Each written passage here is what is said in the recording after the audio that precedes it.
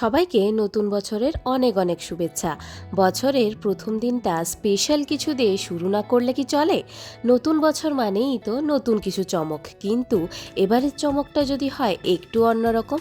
বাইরেরটা একদম গাঢ় সবুজ, আর কামড় দিলেই ভেতর থেকে গলে বেরিয়ে আসবে গরম চিজ। তাই আমরা এর নাম দিয়েছি সবুজ সোনা কাবাব। নামটা ঠিক দিলাম কিনা অবশ্যই কমেন্ট করে জানাবেন।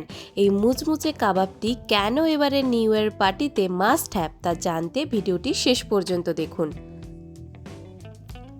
প্রথমে আমাদের এই সবুজ সোনা কাবাব বানানোর জন্য যে সকল উপকরণ লাগবে তা আমি রেডি করে নিয়েছি মটরশুঁটি, পালং শাক, ধনেপাতা, কাঁচা লঙ্কা, আদা, আর এখানে আপনারা পুদিনা পাতাও দিতে পারেন।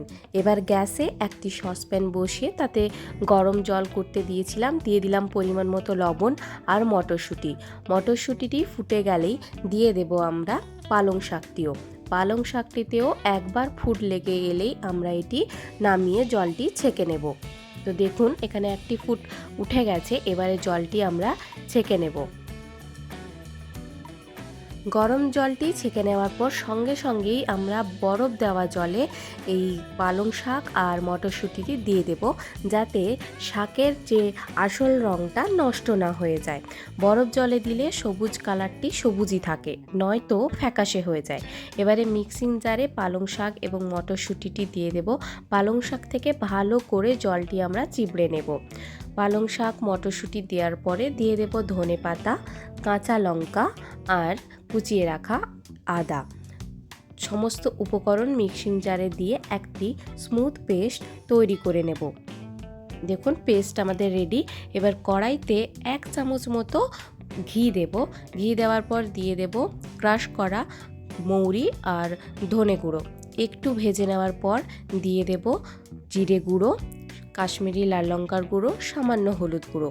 মশলাগুলি 1 মিনিট একটু ভেজে নেব। মশলাগুলি থেকে সুন্দর গন্ধ চলে এলে দিয়ে দেব 2 চামচ বেসনগুলোকেও 2 মিনিট মতো ভালো করে ভেজে নেব।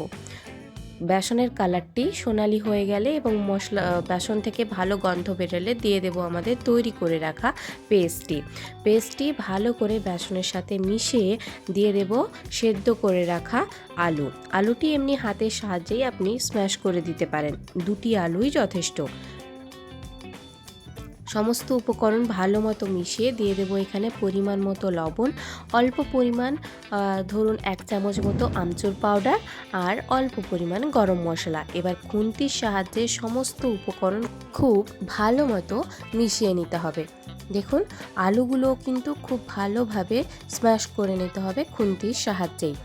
এবার আমরা এটি একটি পাত্রে নামিয়ে নেব। এবার মিশ্রণটিকে একটু ঠান্ডা হতে দেব। ততক্ষণ চলুন আমরা চিজটা রেডি করে ফেলি। এখানে আমি কিউব চিজ নিয়েছি, মানে প্রসেসড চিজ। আপনারা চাইলে মজারেলা চিজও নিতে পারেন। এইভাবে লম্বা লম্বা করে আমি চিজগুলো কেটে নিয়েছি।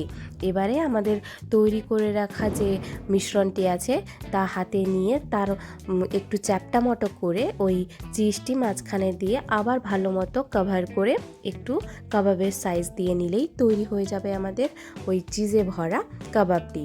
একে একে সমস্ত কাবাব আমি ঠিক এইভাবেই রেডি করে নিয়েছিলাম।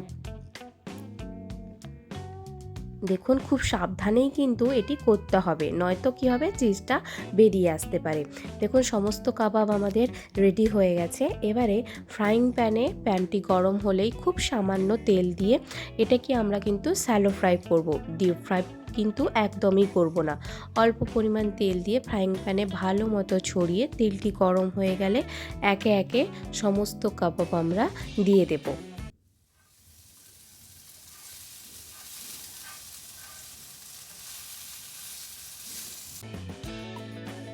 এক সাইড লাল করে ভেজে নেওয়ার পর অপর সাইডও খুব হালকা হাতে আমরা উল্টে পাল্টে দেব, কারণ যেহেতু এতে চিজ আছে আপনারা যখন উল্টোতে যাবেন না তখন দেখবেন এটা খুব নরম হয়ে গেছে, যেহেতু চিজটা গলে যায় তাই এটি খুব সাবধানে উল্টাবেন। দেখুন দুদিকে আমাদের ভাজা হয়ে গেছে, আমাদের কাবাব কিন্তু একদম রেডি হয়ে গেছে। তো তৈরি আমাদের নতুন বছরের স্পেশাল সবুজ সোনা কাবাব। উপরটা ক্রিস্পি, ভেতরটা সবুজ নরম, আর একেবারে সেন্টারে চিজের বিস্ফোরণ। পুদিনার চাটনির সাথে এটা জাস্ট জমে যাবে। বাড়িতে ট্রাই করে জানাবেন কেমন লাগলো। ভালো লাগলে লাইক, শেয়ার ও সাবস্ক্রাইব করে পাশে থাকবেন।